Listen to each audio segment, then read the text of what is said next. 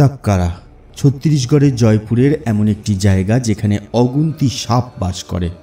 এটা বিশ্বাস করা হয় যে সেখানে জঙ্গলের ঠিক মাঝখানে ভগবান শিবের একটি ছোট মন্দির রয়েছে, আর এই মন্দিরের নিচে একটি রহস্যময় গুহা রয়েছে।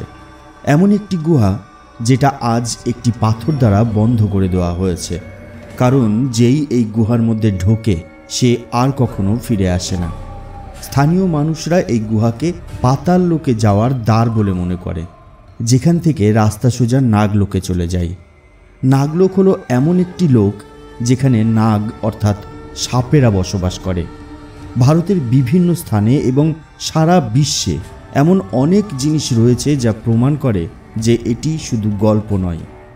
আজও কম্বোডিয়া, মণিপুর, শ্রীলঙ্কা, নাগাল্যান্ড, বালির মতো অনেক জায়গায় অনেক মানুষ আছেন যারা বলেন যে তাদের পূর্বপুরুষরা নাগ অর্থাৎ সাপ ছিল। সাপকে খুব ঐশ্বরিক বলে মনে করা হয় এবং তাদের পূজা করা হয়। আমাদের পুরাণে নাগ সম্পর্কিত অনেক কাহিনী রয়েছে যা নাগের গুরুত্বকে বোঝাতে সাহায্য করে। বন্ধু, অদ্ভুত অথচ বাস্তবের আরও একটা নতুন ভিডিওতে আপনাকে জানাই স্বাগতম। আপনি যদি আমাদের চ্যানেল এখনও সাবস্ক্রাইব না করে থাকেন তাহলে ঝটপট আমাদের চ্যানেল সাবস্ক্রাইব করে নিন, আর আমাদের চ্যানেলের সমস্ত ভিডিওর নোটিফিকেশন সবার আগে পাওয়ার জন্য পাশে থাকা বেল আইকন প্রেস করতে ভুলবেন না। তাহলে চলুন শুরু করা যাক আজকের ভিডিও। তামিলনাড়ুর একটি জায়গা যেখানে ছোট ছোট পাথরের ঘর তৈরি করা আছে। স্থানীয় মানুষরা বলেন যে কয়েক শতাব্দী আগে একটি বিশেষ প্রজাতির মানুষ এখানে এসে আমাদের সাথে বসবাস করত। পৌরাণিক কাহিনী অনুসারে নাগদের কাছে প্রচুর ক্ষমতা এবং সম্পদ ছিল। তারা মানুষদের সাথেই বসবাস করত আর মানুষদের বিভিন্ন বিষয়ে জ্ঞান দান করত, যেমন মহাবিশ্বের জ্ঞান, প্রথার জ্ঞান এবং জীবনচক্রের জ্ঞান। বিষ্ণু পুরাণ অনুসারে ঋষি কশ্যপের অনেক স্ত্রী ছিলেন। তার এক এক স্ত্রী এক এক ধরনের প্রজাতির জন্ম দিয়েছিলেন। তার স্ত্রী অদিতি দেবতাদের জন্ম দিয়েছিলেন, আর এক স্ত্রীর থেকে অসুরদের জন্ম হয়েছিল এবং একজনের থেকে উদ্ভিদ প্রজাতির জন্ম হয়েছিল। তার সমস্ত স্ত্রীদের মধ্যে দেবী কদ্রুকে নাগেদের মাতা বলে মনে করা হয়, অর্থাৎ দেবী কদ্রু নাগ জাতির জন্ম দিয়েছিলেন। অথর্ববেদে বলা হয়েছে যে নাগকুল হল প্রকৃতির রক্ষক।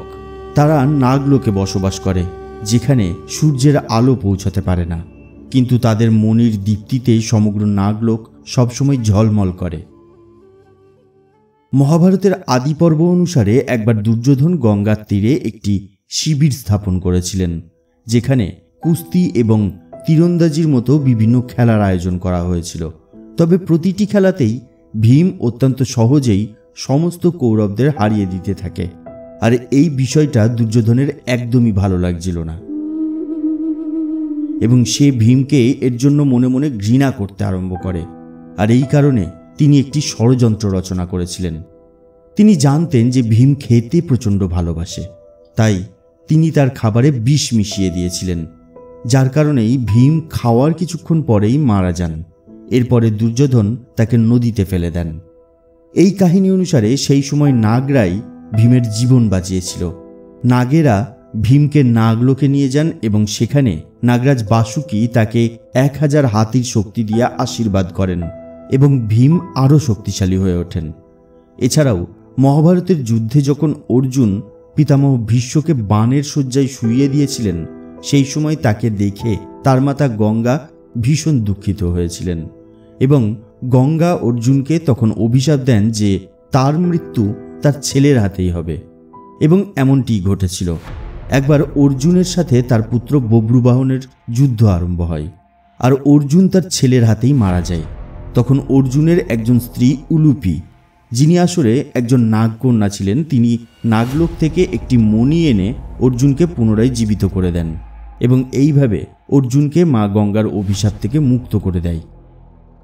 একবার সমস্ত দেবতারা তাদের ক্ষমতা হারিয়ে ফেলেছিল এবং সেই সময় সাপের রাজা বাসুকি তাদের সাহায্য করেছিলেন। আসলে একবার ঋষি দুর্বাসা ইন্দ্রদেবকে একটি মালা উপহার দিয়েছিলেন, কিন্তু ইন্দ্রদেব তা তার হাতিকে পরিয়ে দিয়েছিলেন এবং হাতিটি সেই মালা ছিঁড়ে ফেলেছিল।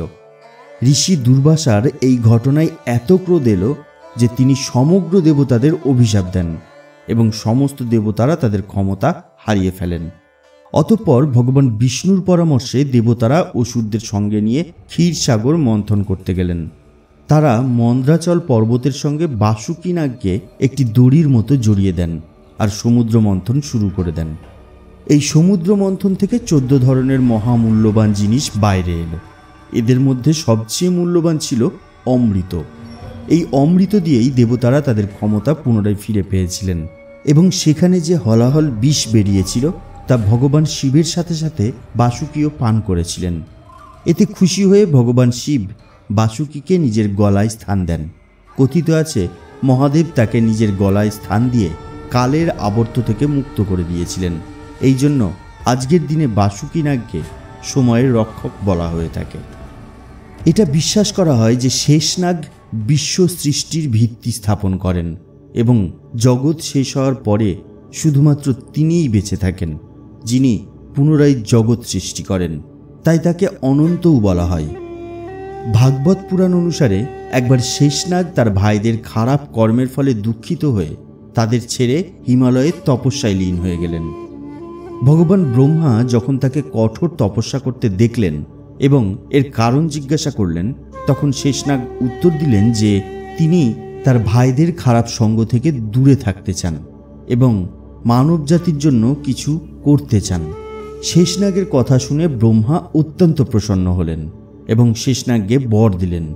তিনি বললেন, পৃথিবী তার পর্বত, বন, মহাসাগর ইত্যাদির কারণে অত্যন্ত ভারসাম্যহীন হয়ে পড়েছে এবং সবসময় কাঁপতে থাকে। তাই শেষনাগ যেন পৃথিবীকে তার ফণার উপরে তুলে নেয়, যাতে পৃথিবীর ভারসাম্য বজায় থাকে। শেষনাগ এমনটাই করলেন। তিনি মাটির নিচে পাতালে গিয়ে পৃথিবীকে নিজের ফণাতে তুলে নেন। এই কারণেই এই পৃথিবীতে ভারসাম্য বজায় রয়েছে। সেই কারণেই বিশ্বজগতের সৃষ্টিকর্তা ভগবান বিষ্ণু শেষনাগের উপরে অবস্থান করেন। পৃথিবীর প্রায় সব কালচারেই নাগের বর্ণনা করা হয়েছে এবং প্রায় প্রত্যেক সভ্যতায় সাপকে একটি গুরুত্বপূর্ণ মর্যাদা দেওয়া হয়েছে।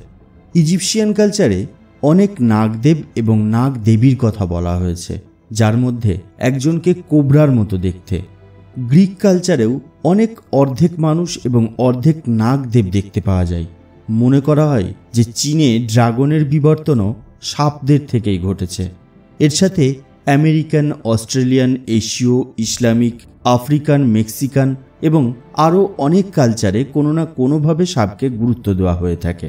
কিছু লোক বিশ্বাস করে যে নাগেরাই পৃথিবীতে মানব সভ্যতার সূচনা করেছে। তারা বলে যে নাগই পৃথিবীর প্রথম শাসক ছিল। নাগকে খুব বুদ্ধিমান বলেও মনে করা হয়। এটা বিশ্বাস করা হয় যে সাপ আধ্যাত্মিক শক্তি দ্বারা আকৃষ্ট হয়। কিন্তু অনেক কালচারে এবং আমাদের বিভিন্ন মুভিতে নাগদের নেগেটিভ এনার্জি হিসেবে দেখানো হয়ে থাকে। খ্রিস্টান ধর্মে নাগকে ইভিল বা ধ্বংসের প্রতীক হিসেবে বিবেচনা করা হয়। এমন একটি প্রজাতি যা অর্ধেক মানব এবং অর্ধেক নাগ। কারোর শরীরের উপরের অংশ সাপের, আবার নিচের অংশ মানুষের, আবার কারোর শুধুমাত্র মাথা সাপের আর পুরো শরীর মানুষের। এইভাবে অনেক আলাদা আলাদা উপায়ে নাগদের দেখানো হয়ে থাকে। কিন্তু হিন্দু ধর্মে আজকেও নাগদের অনেক উঁচু স্থান দেওয়া হয়ে থাকে। তারা নাগপঞ্চমীতে নাগদের পূজা করে থাকে। এটা বিশ্বাস করা হয় যে নাগ বা সাপদের ক্ষতি করা খুব খারাপ কাজ। হিন্দু ধর্মাবলম্বীরা বলে যে বহু শতাব্দী আগে মানুষের মধ্যে যে নাগেরা বসবাস করত সেগুলি এখনও আছে এবং তারা সাপের আকারে বাস করে। কেউ কেউ বিশ্বাস করে যে তারা নাগলোকে ফিরে গেছে, আবার কেউ কেউ বিশ্বাস করে যে তারা মানুষের রূপ নিয়ে আমাদের মধ্যেই রয়েছে। এই বিষয়ে আপনাদের মতামত কি তা নিচের কমেন্ট বক্সে কমেন্টস করে জানিয়ে দিন। আজকের ভিডিও ব্যাস এই পর্যন্তই। আমাদের আজকের ভিডিও আপনার কেমন লাগলো সেটা নিচের কমেন্ট বক্সে কমেন্টস করে জানিয়ে দিন। আর আমাদের ভিডিও যদি আপনার ভালো লেগে থাকে তাহলে একটা লাইক করুন আর শেয়ার করে ছড়িয়ে দিন সবার মধ্যে।